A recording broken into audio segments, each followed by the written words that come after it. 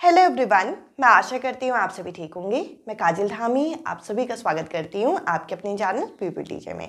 आज के इस वीडियो में मैं आप लोगों के लिए बीपीएससी द्वारा जो बिहार शिक्षक भर्ती 2.0 आपको देखने को मिलेगी, जिसके आवेदन आपके 3 नवंबर से यहाँ पे होने वाले हैं, इसको मैं डिटेल में आपके साथ डिस्कस करूंगी कि क्या आपका एग्जाम पैटर्न रहने वाला है और साथ ही साथ सीटेट में आपकी क्या एलिजिबिलिटी होनी चाहिए।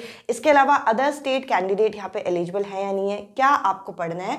और साथ ही साथ ये वीडियो आप लोगों के लिए इसलिए बनाई जा रही है ताकि आपके जो आने वाला एक महीना है, जो आपका नवंबर का महीना है, दिसंबर में आपका एग्जाम हो जाएगा, तो नवंबर के महीने में हम लोग किस तरीके से अपनी तैयारी करेंगे ताकि आप अच्छा यहाँ पे स्कोर कर सको, इन सभी चीज़ों को मैं डिस्कस करूंगी।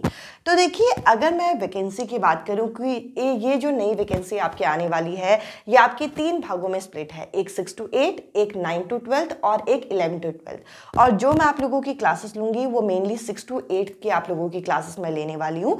अब अगर हम एग्जाम पैटर्न और एलिजिबिलिटी की बात करें तो देखिए, ये फॉर्म वो सभी कैंडिडेट भर सकते हैं जिन्होंने या तो अपना बीएड किया है, या तो बीटीसी किया है, या फिर डीएलएड किया है। अब देखिए, अगर आपने बीएड किया है तो आपके पास ग्रेजुएशन तो हो गई, साथ ही साथ बीटीसी और डीएलएड कैंडिडेट के पास भी अपनी ग्रेजुएशन की डिग्री होनी चाहिए।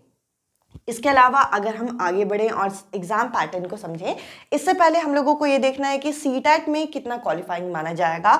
जैसे कि आप देख सकते हैं कि ये वैकेंसी आपकी 6 to 8 की है, तो यहाँ पे सीटेट पेपर 1 नहीं, आपका सीटेट पेपर 2 यहाँ पे क्वालिफाई होना चाहिए, सीटेट पेपर 2। इसके अलावा अगर आप एक जनरल कैंडिडेट हैं और अदर स्टेट के हैं तो आपके 90 मार्क्स यहाँ पे होने चाहिए।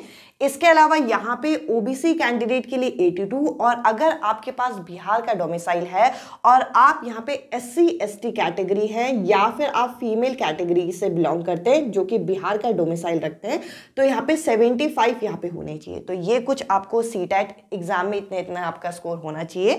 इसके अलावा जैसे कि मैंने आप लोगों के साथ एलिजिबिलिटी डिस्कस कर ली, अब इस एग्जाम में अदर स्टेट कैंडिडेट अलाउ हैं या नहीं है। तो देखिए, अदर स्टेट कैंडिडेट भी आपके यहाँ पे एलिजिबल माने जाते हैं अगर आपके सीटेट में। अब देखिए, जो जनरल फीमेल है उनके लिए 82 होगा या 90 होगा, ये आपको डिटेल नोटिफिकेशन से क्लियर होगा। अदरवाइज अगर आपकी 90 है या फिर 90 से आपके ऊपर मार्क्स है तो आप एक सेफ जोन में है, आप यहाँ पे एलिजिबल माने जाओगे। अदर स्टेट के कैंडिडेट भी ये फॉर्म फिल कर सकते हैं। अच्छी खासी वैकेंसी है, अगर आपके पास कोई और अभी नोटिफिकेशन नहीं आया है तो आप इस पेपर को यहाँ पे फॉर्म फिल कर सकते हैं। इसका एग्जाम 2 दिन तक हुआ था, जैसे कि हमने प्राइमरी एग्जाम्स को देखा था, उसमें जीएस का पेपर अलग लिया गया था। तो इस तरीके से आपको यहाँ पे 2 दिन के लिए मेंटली प्रिपेयर होके जाना है। अब हम एग्जाम पैटर्न की अगर हम बात करें तो देखिए, यहाँ पे आपसे जो लैंग्वेज यानी कि जो भाषा पूछा जाएगा वो एक क्वालिफाइंग नेचर का होगा, जिसमें आपको 100 यहाँ पे प्रश्न देखने को मिलेंगे, जिसमें जो फर्स्ट लैंग्वेज है यानी कि लैंग्वेज जो इंग्लिश है, ये आपकी कंपलसरी लैंग्वेज है। और इसमें आपको क्या करना है, 25 में से यहाँ पे अब क्या है, यहाँ पे इसे 2 पार्ट में डिवाइड है, 25 और यहाँ पे 75, तो 75 और 25 दोनों को मिला के आपके कंबाइंड 30 मार्क्स होने चाहिए, तब आप लैंग्वेज वाले सेक्शन में क्वालिफाई माने जाओगे। तो अगर आपकी इंग्लिश इतनी स्ट्रांग नहीं भी है तो भी आपका यहाँ पे काम चल जाएगा। इसके अलावा देखिए, यहाँ पे जो 75 है, जो 75 है, इसमें से आपको फॉर्म फिलअप करते हुए 3 लैंग्वेज में से एक का चयन करना है, चाहे आप हिंदी लैंग्वेज लें, चाहे आप उर्दू लें, चाहे आप बांग्ला लें। इसके आपको 75 क्वेश्चन यहाँ पे देखने को मिलेंगे।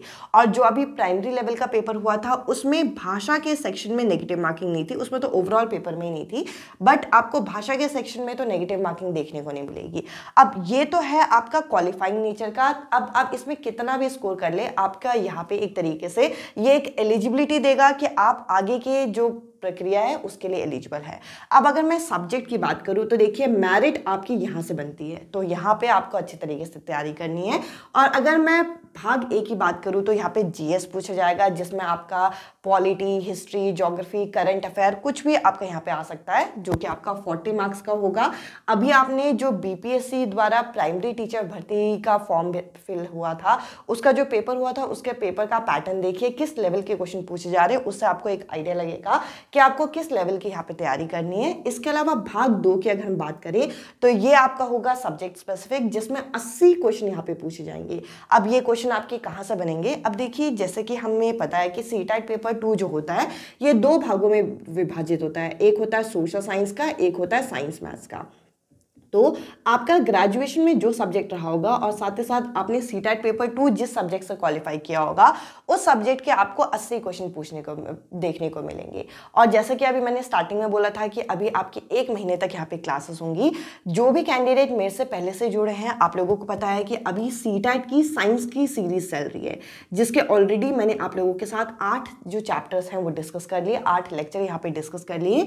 इसी तरीके से बीपीएससी की ये जो शिक्षक भर्ती है इसके अंदर जो साइंस का कंटेंट पूछा जाएगा, चाहे आप 6 to 8 की तैयारी कर रहे हैं, चाहे आप 9 10th की तैयारी कर रहे हैं, मैं पूरी तरीके से कोशिश करूंगी कि क्लास 6 से लेकर क्लास 10 तक का जो साइंस का सेक्शन है वो मैं आप लोगों के साथ यहाँ पे डे वाइज आप लोगों के साथ डिस्कस करूं। अब देखिए जो मेनली एग्जाम पैटर्न होता है या फिर कोई अपडेट या नोटिफिकेशन आती है वो सब आप लोगों को मिल जाती है। आप लोगों को चाहिए कि आप लोगों को कंटेंट मिले जिसको आप पढ़ें। और देखिए इस एग्जाम को अगर क्लियर करना है तो 1 महीने का समय है और सिर्फ सेल्फ स्टडी पर ही बिलीव करिएगा। अब ये एग्जाम बीपीएससी कंडक्ट कराती है तो एक अनप्रिडिक्टेबल एग्जाम है कि कहाँ से क्वेश्चन पूछ लिया जाएगा, बट मैं पूरी तरीके से कोशिश करूंगी कि साइंस के जो मैं टॉपिक आप लोगों के लिए एक्सप्लेन करूं वो अप टू 10th लेवल तक अच्छी तरीके से यहाँ पे कंपाइल करूं ताकि आपके क्वेश्चन का कवरेज जो है वो अच्छा खासा यहाँ पे बन जाए। तो देखिए जो क्लासेस हैं वो आप लोगों को इसी वीक से देखने को मिलेंगी। क्लासेस की जो लिंक है वो आप लोगों को मैं टेलीग्राम ग्रुप में डाल दूंगी। टेलीग्राम में आप यहाँ पर जो लिंक है उसे आप ज्वाइन कर सकते हैं, जो कि आपको कमेंट सेक्शन में फर्स्ट कमेंट पिन के फॉर्म में मिल जाएगा।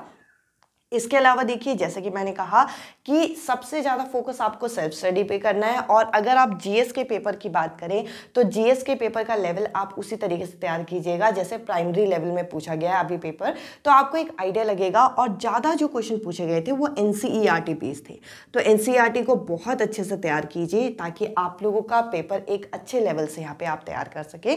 और ये एग्जाम पैटर्न तो मोस्टली आप लोगों को पता ही होगा अगर आप लोगों ने प्राइमरी का पेपर देखा होगा। मैंने मेनली आज की वीडियो बनाने का मेरा जो मकसद था वो यही था कि मैं आप लोगों की क्लासेस लेने वाली हूँ जिसका एक तरीके से अपडेट आप लोगों को मिलना बहुत जरूरी है ताकि आप क्लासेस में जुड़ें और इन क्लासेस का ज़्यादा से ज़्यादा आप फायदा उठाएं। आई होप ये वीडियो आपको पसंद आई होगी। अब मैं आपसे मिलती हूँ अगली वीडियो में। और जैसे कि आप लोग अगर क्लासेस के लिए परेशान होंगे टेलीग्राम ग्रुप ज्वाइन करिए, सारी अपडेट मैं आप लोगों को वहाँ पे दे दूंगी।